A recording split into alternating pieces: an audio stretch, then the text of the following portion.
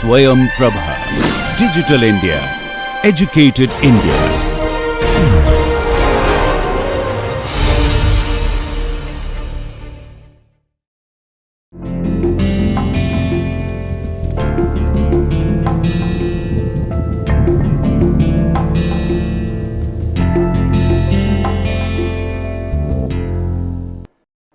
Namaste.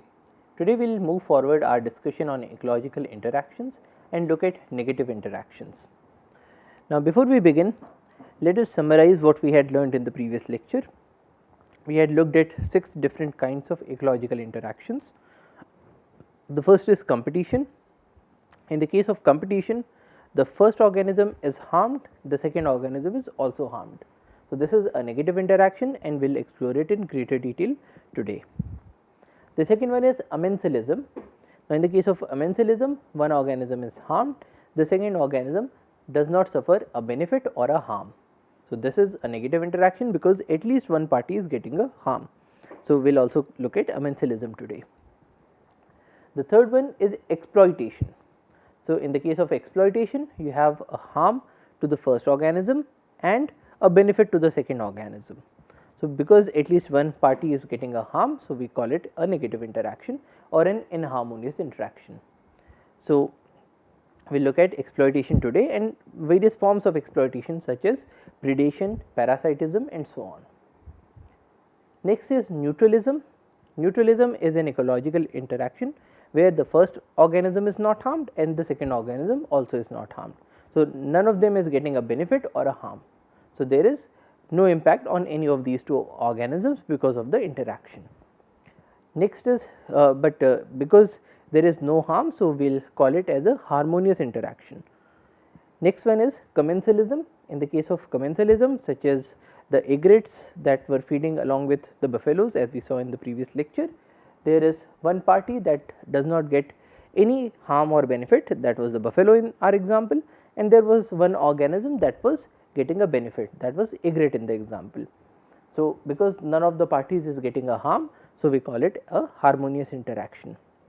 And the last one is mutualism, in which there are two parties that are getting benefit, both of them are getting benefit. And then we also saw it, looked at a variant of mutualism, that is known as proto cooperation.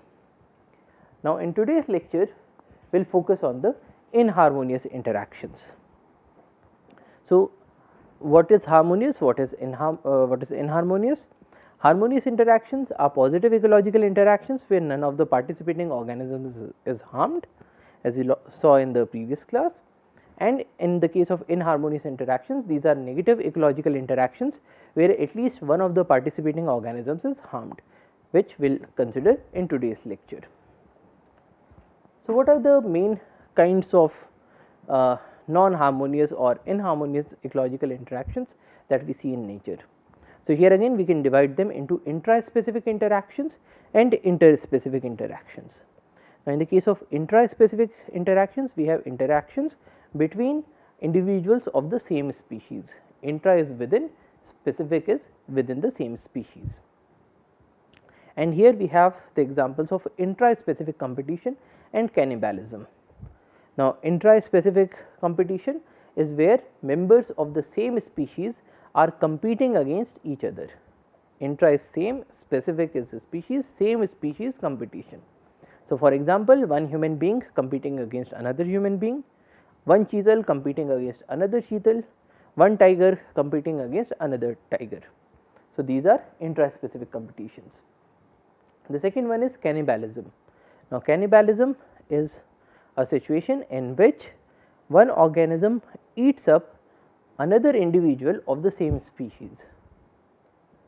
So, for instance, a good example is the black widow spider. So, after mating, the female kills and eats up the male. So, that is an example of cannibalism. Here also one organism is getting harmed, it is getting killed and eaten. So, it is an inharmonious interaction and it is intraspecific because the male and the female black widow belong to the same species. Next is interspecific interactions, so which is between two species. One is interspecific competition, where one animal or one organism is competing against another organism of a different species.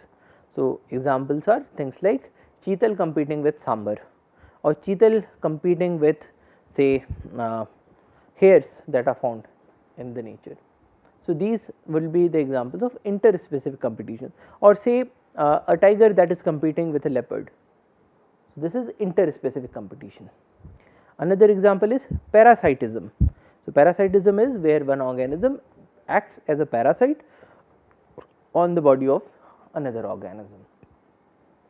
Third one is predatism or predation, in which one organism eats the member of another species. So, it eats up another organism which belongs to a different species. So, that is an interspecific inharmonious interaction.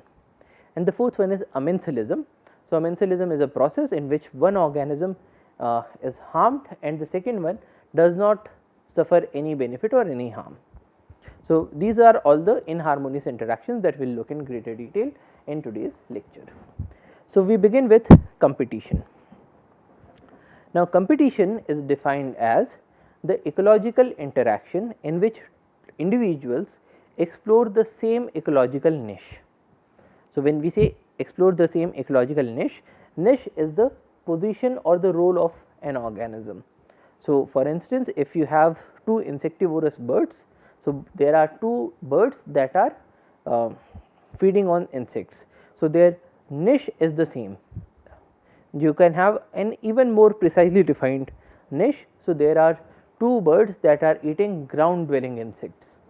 So, these are exploring the same niche, or their ecological niches partially coincide. So, when we say partially coincide, we mean that there is one bird that is eating insects that are found in trees and also on the ground, and there is another bird that is eating the insects that are found on the ground. So, in this case both the niches are partially coinciding because both the birds are exploring the same niche, that is that of the ground, even though their niches are not completely overlapping with each other. So, competition is the ecological interaction in which individuals explore the same ecological niche or their ecological niches partially coincide, and therefore, competition for the same environmental resources takes place. So, there is competition for the same environmental resources, and these resources could be anything such as food, they could be shelter, they could be physical space, they could be mates, they could be access to water, they could be access to sunlight, so on. So, there is competition for the same environmental resources. Now, we typify competition as intraspecific versus interspecific. So, intraspecific competition is competition between members of the same species, interspecific competition is competition between members of different species. So, we looked at their examples before. The second is exploitative versus interference competition. So, exploitative competition is where organisms are exploiting the same resource, and interference competition is competition where organisms are not permitting another organism to use the same resource even when they are not exploiting the same resource. So, a good example of exploitative competition is the situation where there are a number of animals that are grazing together on the same grassland. So, in this case there is a piece of grassland and you have a number of organisms that are feeding on this. So, there is one animal, there is another animal, and then there is the third animal. Now, if this animal eats up the grass, if it eats up a majority of the grass, so the grass that is available to these two animals will be less. So, essentially in the case of exploitative competition, you are exploiting the resources in such a way that you are overshooting your own share, so that the share of others reduces. So, this is exploitative competition. Now, in the case of interference competition, you can have a situation in which you have the same grassland and you have these same herbivores that are waiting to reach the grassland. So, let us reduce the size of this grassland. So, here you have the grassland, here you have the herbivores, and here you have a dog that is not allowing them to get into the grassland. So, this is an interference competition. So, even though this dog is not using the grassland, this dog is not feeding on the grasses, but it is interfering with the ability of the herbivores to reach into the grassland. So, this is an example of interference competition. Another competition goes by the name of apparent competition, and we will look at exploitative interference and apparent competition in more detail soon. But apparent competition, and a good example is you have say a pond, and in this pond you have these two species of fishes, the red fish and the green fish. Now, you have say 3 of green fish and 3 of red fish. Now, suppose the red fish multiplies itself very much. So, and in this situation, suppose you had a predator. So, that predator say is a bird. So, you have a bird that is coming and feeding on the fishes. Now, in this case, because the number of red fish and the number of green fish is one and the same, it is both 3 fishes. So, equal number of these animals are removed from the system. But now, if the red fish multiplied itself and it became, in place of 3 it became 6. Now, what will happen? Now, this bird will have an access to more amount of food, because it has more number of red fishes that are there in this pond. So, it has more amount of food. So, probably it will be able to reproduce in a much better way. So, in that case it reproduces, and now in place of one bird you have 2 birds. What happens now? Now, you have 2 birds, and these 2 birds will again require fishes to feed. Now, when that happens, these birds will not only be consuming the red fishes, they will also be consuming the green fishes. Now, because in this pond you had the red fishes, they increase their number, leading to an increase in the number of predators, and those predators are now predating upon the green fishes as well. So, essentially what these red fishes have done is that they have created a situation in which the green fishes are getting harmed, even though that was not their intention, even though they did not want to do that. Even then, just because they increase their numbers, so the green fishes are getting harmed, and such a scenario goes by the name of apparent competition. So, we will look at apparent competition in more detail in a short while. So, to recap, competition is the ecological interaction where individuals explore the same ecological niche, or their ecological niches partially coincide, and therefore, competition for the same environmental resources takes place. Now, we will look at some examples of, so let us look at these penguins. So, we went to South Africa, and there is a place known as the Boulder Beach.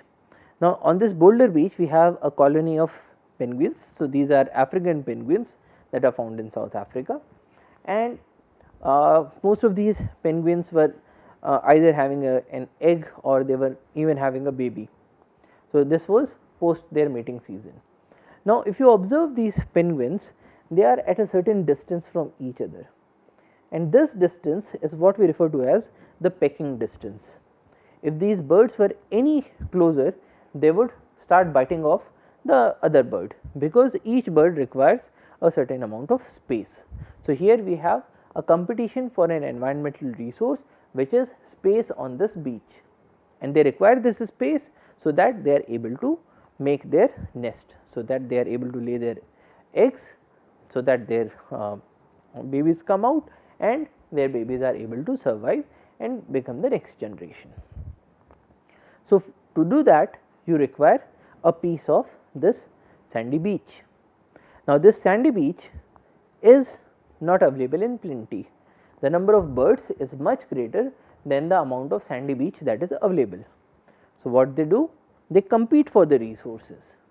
So, the best bird will get the best location, and it will drive off the other birds to those locations that are not that good. And if any other bird tries to come within its own territory, it will start to bite that bird, or it will start to peck at that bird. So, let us now see how that looks like.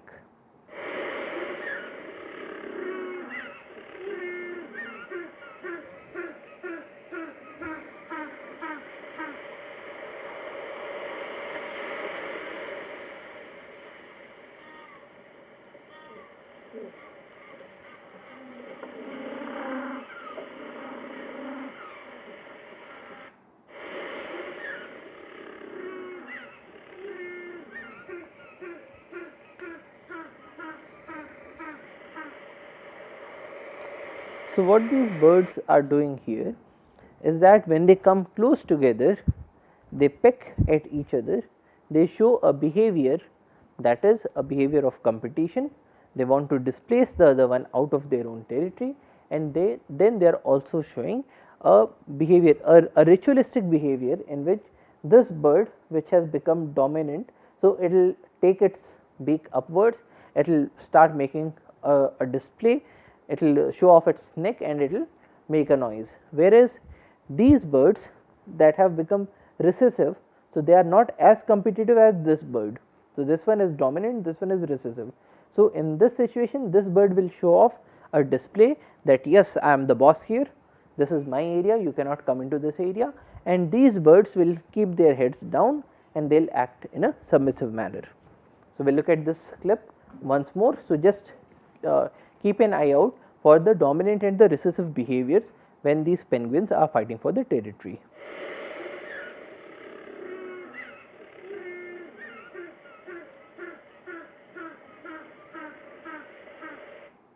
So, the left bird, it took its beak above and this one kept it down. Another example is the example of these black bucks that are fighting for the mate. So, here we have two male black bucks, here we have a female black buck, and these two black bucks are fighting to have access to the mate. So, in this case, the resource that they are fighting for is not space, you have ample space here, it is not grasses, you have ample amount of grasses here, but they are fighting for this resource which is the mate. So, how do these animals fight? So, this is how they will fight. So, they will use their horn. So, they have these long antlers and they will use these antlers to fight against each other.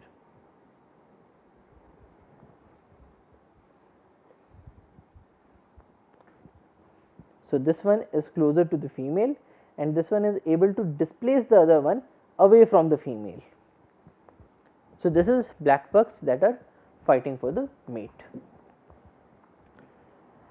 Now, when such a situation happens, when there are organisms that are fighting for a resource, in the case of conservation this can have very significant consequences, and one example of that consequence is the phenomenon of habitat displacement.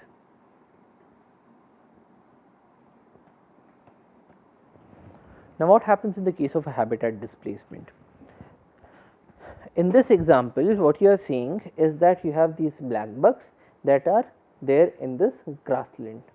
Now, these black bucks feed on the grass and so they require the grasses to be there, and this is one of the best suited locations that they can have to survive. So, they have ample amount of grasses, they have some trees to protect them from the sun if need be, and they are happily living here. So, here you have, let us say that this area also adjoins say a rocky place. So, you have here a number of grasses and grasses are there on the flat land. You also have some trees that are providing them with shade, and then you have these rocks, and then you have the black bucks. So, you have this one black buck here, one black buck here, one black buck here. So, this whole area is being used by the black bucks. Now, what happens is, if you have say people who bring in cattle into this area. So, they bring in this cattle. Now, if cattle come into this area, there would also be herdsmen that would accompany the cattle.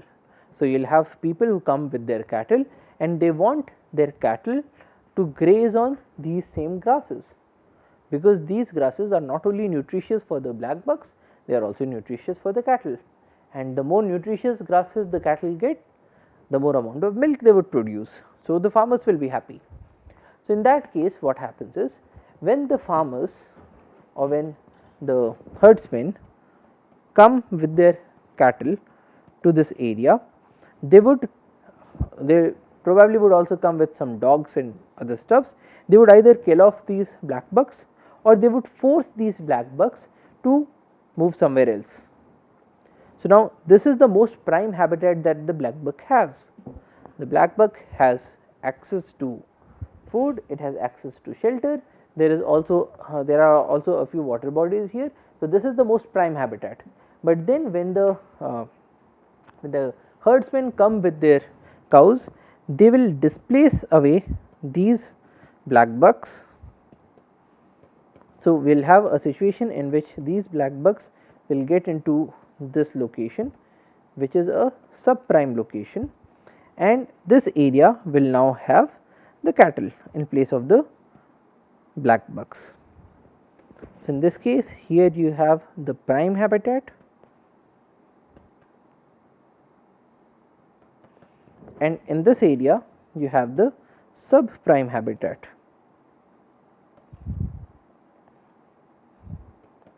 Now, why is that so? Because this area is the prime habitat, because it has flat terrain,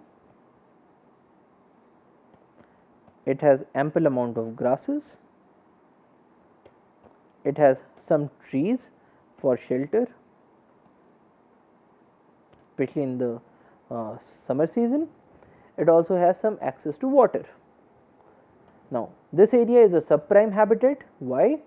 Because this area is, say, rocky, or this area does not have enough grass or say enough food or water, or maybe this area does not have trees for shelter. Now, in such a situation, we observe that these animals are getting displaced out of their habitat into a subprime habitat, and this thing is known as habitat displacement. Now, in nature what we observe is that in this area you have these black bucks and they are competing against each other. Probably they will also be having some sambars, some cheetahs and some other such animals nearby.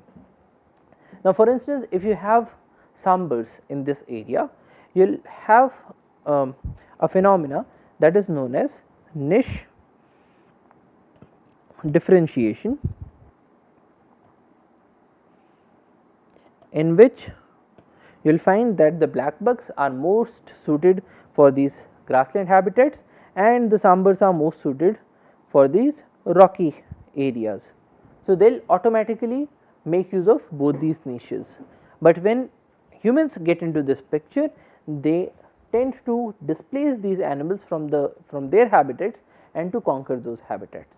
So, when we say that man is able to conquer the earth, man is able to conquer the forests, and we convert forests into areas that we want in the form of farmlands or in the form of habitations, this is what is happening. So, this important phenomenon of niche differentiation and habitat displacement together with the phenomena of competition is very much required also for conservation. Now, let us look at different kinds of competition. So, we differentiate between exploitative competition and interference competition. Now, remember, exploitative competition is competition where you have a number of animals that are competing for the same resource. So, this is what we had discussed before. In the case of exploitative competition, you have all of these herbivores that are competing for the same amount of grassland. In the case of interference competition, you have some animals that are not allowing others to make use of the same piece of grassland.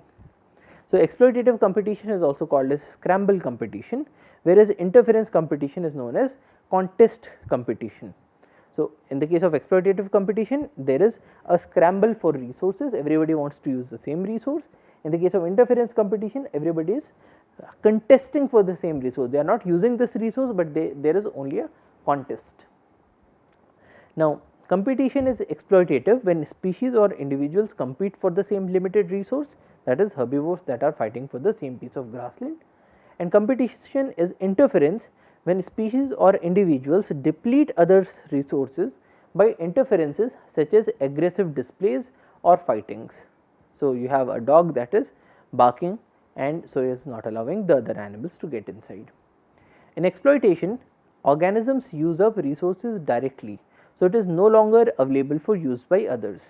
So, essentially if one cow eats up most of the grass, this grass is not available to be used by other cows. So, the organisms are using up the resources directly.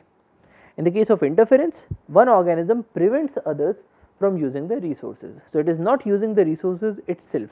So, when we look at this example of the dog, so here we have this dog that is not using the grasslands, it is just preventing the cows or the buffaloes or the cattle to from entering into this grassland. So, which is why we have this phrase in English, there is a dog in the manger, which means that you have a dog that is sitting on a pile of hay, it is not eating up that hay and it is not allowing the other organisms to eat up that hay. Now, there is no direct contact or conflict between the species or individuals in exploitation. So, there is no direct contact or conflict, because when these cows are competing against each other, they are not competing personally against each other, they are just eating up the resources. So, there is no direct contact between both of these, but in the case of interference competition, there is a direct contact or conflict between the species or individuals in interference. So, in the case of the dog and the cows, so the dog is directly conflicting with the cows. Further, competitive ability in exploitation is the rate of resource consumption. So, competitive ability of one cow can be defined as the rate at which that cow is eating up the grass. So, the more amount of grass it eats up per unit time, the more is its competitive ability, and the less amount of grass will be available to be used by the other cows. In the case of interference competition, competitive ability in interference is the ability to put on aggression or fight. So, in the case of interference competition, the more amount of fights you can put up, the more amount of aggressive displays that you can do, the more you can bark, the more you can use your horns to keep others away, the more is your competitive ability. Now, pure exploitative competition can be modeled as affecting the carrying capacity. So, when we say carrying capacity is how much amount of resources are available and how many individuals can survive on that amount of resources. So, for instance, if you have a piece of grassland and if you sow some grasses that can grow very fast and are more nutritious, so more number of cows or more number of herbivores can be accommodated or sustained by that piece of grassland. So, we will say that the carrying capacity has increased. On the other hand, if you have a cow that is eating up all the grasses, so less amount of grass is remaining for the other animals. So, we will say that the carrying capacity is now going down. So, pure exploitative competition, so where you do not have any amounts of interference mixed in, so pure exploitative competition can be modeled as affecting the carrying capacity. So, it is as good as you reduce the carrying capacity of the grassland. And pure interference competition can be modeled as affecting the rate of increase per individual. So, basically when the cow eats grass, so it is using that grass or that energy or those nutrients to build up its own body and also to give rise to the next generation of offsprings. So, pure interference competition can be modeled as a reduction in the ability of the animals to use the resource. So, even though you have the resource, you are not able to use it. So, for instance, this can be modeled as having like in earlier, if suppose 100 kgs of grass was required to give rise to an offspring, now you can say that in place of 100 kgs of grass you will require say 200 kgs of grass. There is an impact on the rate of increase per individual. Or you can say that earlier you were having an offspring every 6 months, now you will say that you will have an offspring not every 6 months, but say every 9 months. So, that would be a way of modeling the situation.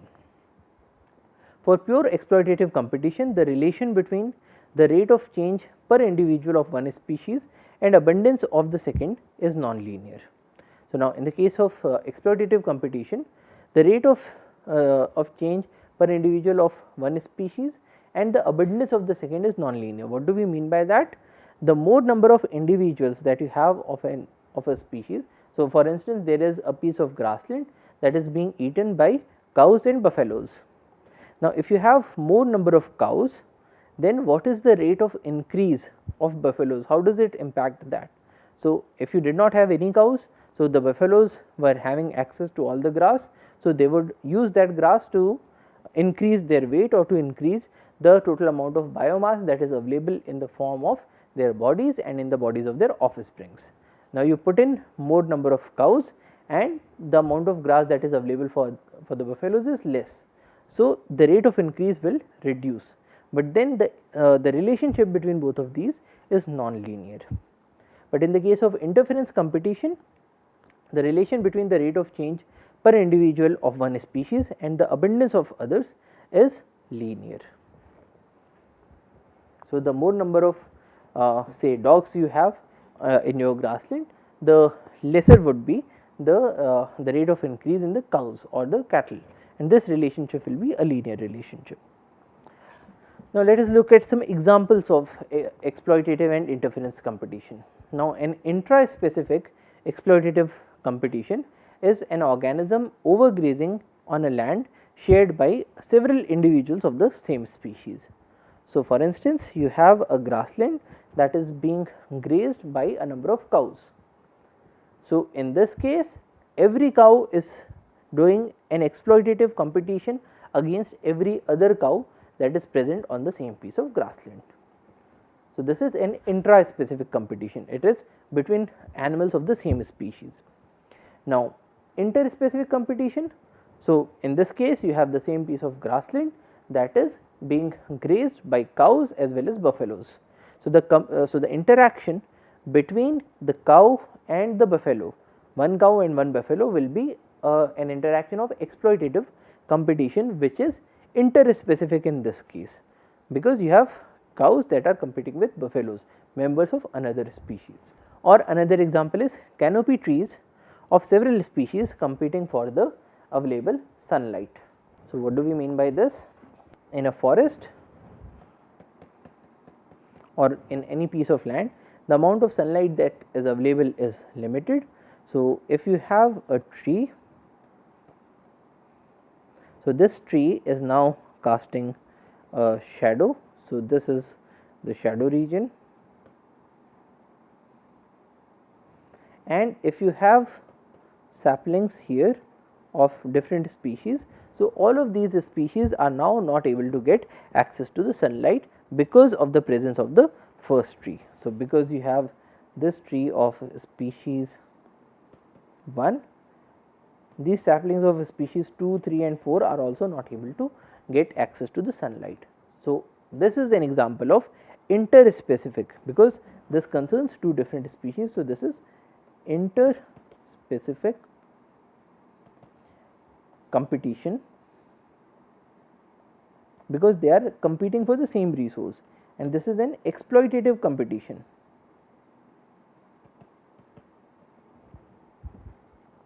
Because the more the first species is consuming, the lesser is available for the rest. So, for instance, in place of this canopy, if you had a smaller canopy, say if this was the canopy, so in that case the amount of the shadow region would have been lesser, and so this individual would have survived. So, this is an example of an interspecific exploitative competition. Now, if you look at interference competition, The example in the case of intra-specific competition is an animal that is showing territorial behavior to its conspecifics. What does that mean? When we looked at the penguins and there was a penguin that was not allowing the other penguin to use that resource. Now, it is also possible that in place of using, so suppose there is a penguin that requires this much space, but it is also possible that it shows an aggressive behavior for this much of a space. So, in that case the penguin does not require that much amount of space, but it is not allowing others to make use of that space. So, this will be an example of an intra-specific, because there is one penguin that is competing against another penguin, a member of the same species. So, it is intra-specific interference competition. Interference because they are both directly involved with each other, this interaction is one on one and it involves aggressive displays, it involves fighting. And in the case of interspecific interaction, we can have allelopathy. Now, what is allelopathy? Allelopathy is a situation in which, now to take our same example of the tree in the forest. So, you have this tree and the leaves of this tree, when they come down, so when they die off and they come down here, so they release some chemicals into the soil and those chemicals do not permit saplings of other species to thrive. So, because of these chemicals these saplings would die off, whereas the saplings of their own species would survive because they are now because they are resistant against their own chemicals. So, this would be known as allelopathy. Another good example of allelopathy is what we saw in the previous lecture. So, you have this petri dish and you had these fungal colonies of penicillin or penicillium, and you had these bacterial colonies, and the bacterial colonies that were close to the penicillium colony, because of the impact of penicillin they were dying off, they were lysing off. So, antibiotics again are some chemicals that are released by one species to kill off or to retard the growth of members of another species. So, this is also an example of an interspecific, it is two different species, fungus and bacteria. Interference competition. Why it is interference competition? Because in this particular example the colony of fungus is only using up this amount of area on the agar, it is not using this area, but still it is not permitting anybody else to come here, very much like the situation of our dog that was preventing other animals from getting into the grassland. So, this is an interspecific interference competition. Now, apparent competition, as we saw before, is an interaction between two prey species with a common predator. So, in this case there are two prey species that are competing against each other just because you have a common predator. So, you have for instance cheetal and sambar, and so if the number of sambars increases, so tigers would get more amount of sambars, they will get more amount of nutrition, more proteins. So, they will grow up, they will reproduce much more because you have an ample amount of food in the environment. The number of tigers grows up and then these tigers also start killing up the cheetals. So, sambars are competing against cheetals not directly, not because of using the same resource, not because they are showing up a display of aggression, but just because they have a common predator. So, apparent competition is an interaction between two prey species with a common predator. An increase in the population of one prey species may lead to an increase in the abundance of the common predator, in this case the tiger, leading to a stronger predation pressure on the second prey species. In this manner, the two prey species have a relation of indirect competition between them, mediated by the numerical response of the common predator species. So, essentially here we have two species, species A and species B, and you have a common predator P. So, if A increases, that would cause P to increase, the predator increases, and when the predator increases, that puts the pressure of the population of B down. So, the increase in A is also leading to a decrease in B. So, this is an apparent competition. Now, it has several interesting characteristics. Generally, the predator in case of apparent competition is a food limited generalist species. Now, what do we mean by generalist species versus a specific species? A generalist species is something that is not very particular, not very choosy about what it wants to eat. So, it will eat up A and it will also eat up B. So, it is a generalist species. It is a food limited species. So, the number of predators that are available in the environment are only limited by the amount of food. So, only in that situation we will have a situation of apparent competition, because suppose you have this population of P that was limited not by food, but say because of some diseases. So, in that case any increase in A would not result in an increase in the P population, and so will not result in a decrease in the B population. So, this is only possible when you have a food limited generalist species. Now, some prey species act as keystone species in the community. Now, some prey species act as keystone species, and a good example is that of the fig trees. Now, fig trees are keystone species because their impact on the ecosystem is much greater than their numerical abundance.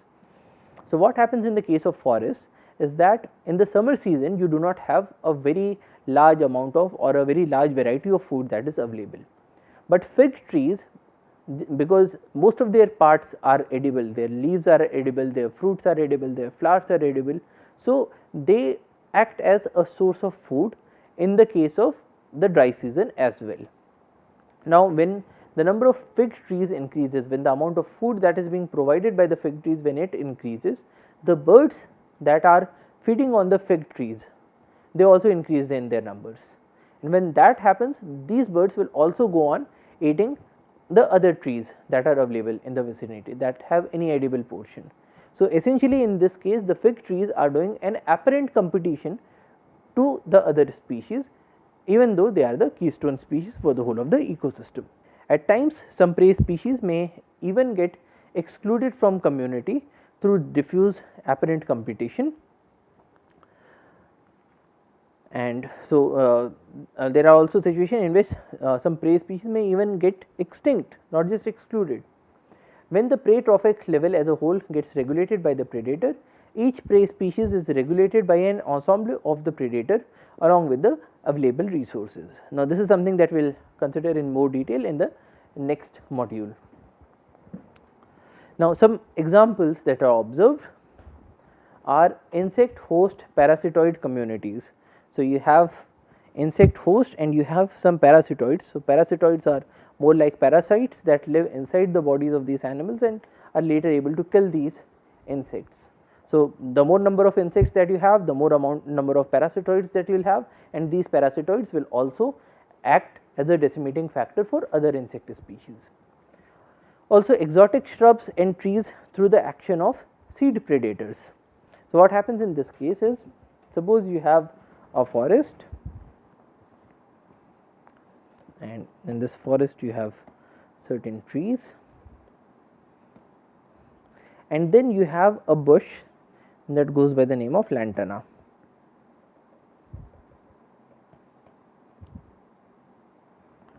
Now, lantana is an exotic shrub. It is not native to India, it comes from Africa, and this lantana has flowers and fruits, and it gives off flowers and fruits in a very large number. The fruits are edible, they are eaten up by a number of birds, and these fruits are sweet, and the seeds that are inside are able to survive through the gut of the birds, and when these birds sit somewhere else and drop these seeds, so this lantana will be able to spread there. But then another thing that we observe in this case is that when you have this lantana around, it will give out so many number of fruits, so much amount of seeds, that the number of seed predators would go up. What are these seed predators? Things like birds. Now, when these bird populations have exploded, so these birds will also start eating up, because now you have more number of birds. So, these birds will also eat up the fruits and the seeds of the other species. Now lantana is able to give out so many number of fruits and seeds, but other plants might not be having the same mechanism. So in that case lantana would spread, but the other plants would get decimated. So this is also another example of apparent competition. Another example is grasses in plants through rodents. So for instance, if you have grasses, so something like bamboo. Now bamboo is a species of grass, and when bamboo flowers, when it gives out seeds, the seeds are extremely nutritious, and those seeds will lead to a boom in the population of the rodents. When the rodent numbers would increase, they would also feed on other species and they would also decimate other plants. So this is also an example of apparent competition. Now apparent competition results in the reduction of the prey species equilibrium densities and growth rates, and is a common phenomenon observed in several food webs. It helps us understand the dynamics of predator prey systems and provides insight into the top down regulation in food webs. So top down regulation in food webs is something that we will discuss in the next module. So essentially in the case of any food web, you can have interactions that go by the name of trophic cascades. In the case of trophic cascades, you work on the very top predators, and when you work on the top predators, you can have an impact on the other trophic levels as well. So for instance, in this case, when you are working on the top predator, which is the bird, you increase the number of birds that are there in the system. So you can also modulate the other shrubs that are available in this system. So the other shrubs will get decimated because you have the lantana here. Now apparent competition, it helps create positive feedback loops for invasive species. Lantana is an invasive species and it creates a positive feedback loop. Why?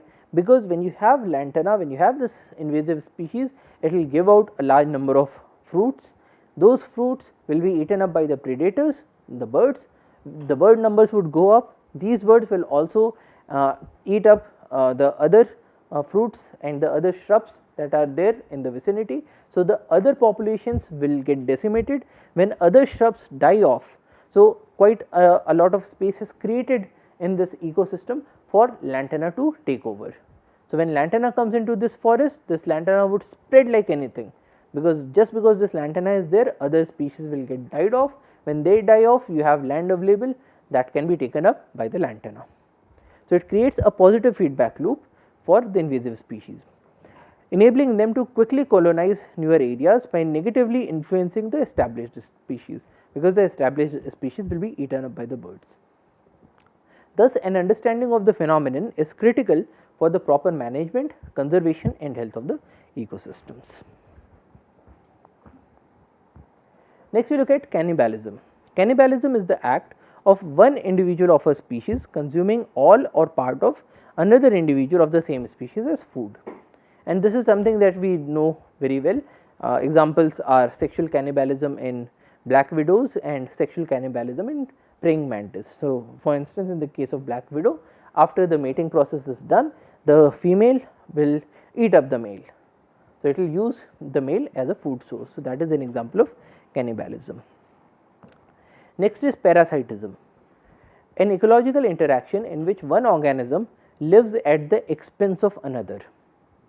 So you have one organism that is living off the body of another organism, and the examples are ectoparasites. Ecto is outside. So in the case of parasites, you can have ectoparasites. Ecto is outside, and you can have endoparasites. Endo means inside. So ectoparasites live outside the body of their host. So a good example is leech. So leech lives outside the body of the host, but when it gets into contact with the organism, with its host, it sucks out blood from the host, and then it is able to live off the blood. Endoparasites on the other hand live inside the body of the host. So and a good example is the malarial parasite. So malaria happens because of this protozoan Plasmodium vivax, and when you have Plasmodium vivax, it is a parasite. It lives inside the body, it lives in the blood vessels along with the blood cells. So this is how a leech looks like.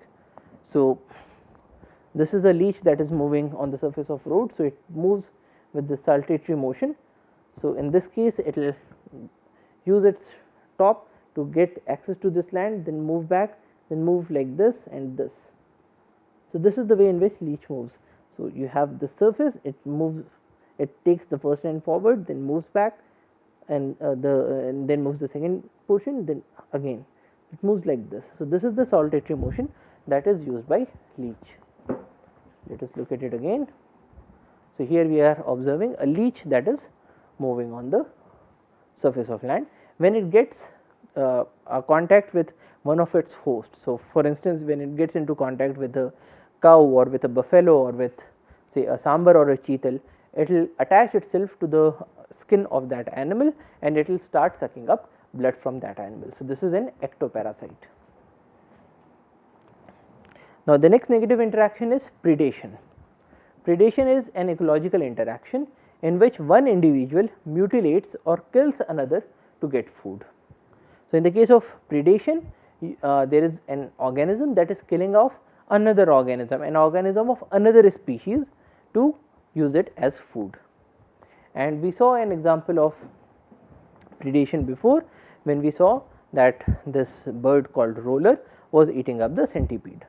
So, now this we say that this is the predator, this is the prey, and the predator is predating upon the prey. So, this sort of an ecological interaction. Now, here the predator is getting a benefit, the prey is suffering a loss, the predator is getting food, the prey is getting eaten up and dies in the process. So, this process is known as predation, and predation is not just common in the animal world, we also see it in the case of plants. So, now this is a pitcher plant.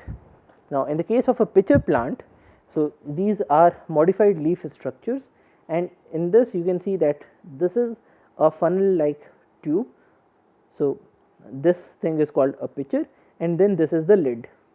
Now, in this pitcher plant you will have the inside surface of this top lid will give out some sugary secretions. So, for instance, if we say that this is a pitcher, so now this is a pitcher and then this is the top lid. So, what happens is this top lid, it will have a number of hairs and it will have a very smooth surface. So, it is so smooth that any organism is not able to sit here, and it will give out some sugary solutions at this end, which will act as a bait for the other insects. Now, if an insect comes to eat this bait, so it has to come to this portion, and as soon as it comes here, because it is extremely slippery, it will fall inside the pitcher. So, this is a pitcher plant, and this is an example of predation that is being done by plants. Another example is a Venus flytrap. Now, another interaction goes by the name of amensalism. Now, amensalism again is a negative interaction. It is an interaction where an organism inflicts harm to another organism without any cost or benefits received by itself. So, there is one organism that is harming another organism, but in return it is neither getting a benefit nor is it getting a harm. And a classic example is the trampling of grass due to the movement of animals. So, for instance, we saw these black bucks that were there in Velavadar. Now, Velavadar black bucks are feeding on this grass. So, when they are feeding upon this grass, this would be called as a form of predation, herbivory predation. But when these are not eating up the grass, when they are just walking around, then also they are trampling up the grass plants. So, when they are moving and they are trampling the grass, so grass is suffering a harm, but this movement or this trampling is neither giving this black buck any benefit nor is it giving it any amount of harm. So, such kinds of interactions where one organism gets harmed, but the other organism neither gets a benefit nor a harm goes by the name of amensalism. So, in this lecture we continued our discovery of the ecological interactions. We looked at positive interactions in the previous lecture, and in this lecture we concentrated on the negative interactions. So, negative interactions can be intraspecific or within the same species, or it can be interspecific or between two different species. A very good example of negative interaction is competition. Now, in the case of competition, you can have interference competition, you can have exploitative competition, or you can even have apparent competition. Other negative interactions include parasitism or predation or amensalism and so on. So, a study of these interactions is extremely crucial for ecology, because it helps us understand how this system is working, how any ecosystem is working, how different populations in a community are interacting with each other. Now, different individuals are interacting because they want some benefit out of the other organism, because they want to maximize their own fitness. So, every organism wants to have the maximum share of resources, it wants to have the maximum amount of nutrition, so that it can give off a large number of offsprings, and most of those offsprings should be able to survive to the later generations. So, for that it will fight for a territory, so that it has an exclusive access to that resource, and it can make that resource available to its offsprings as well, for instance. So, that is all for today. Thank you for your attention. Jai Hind.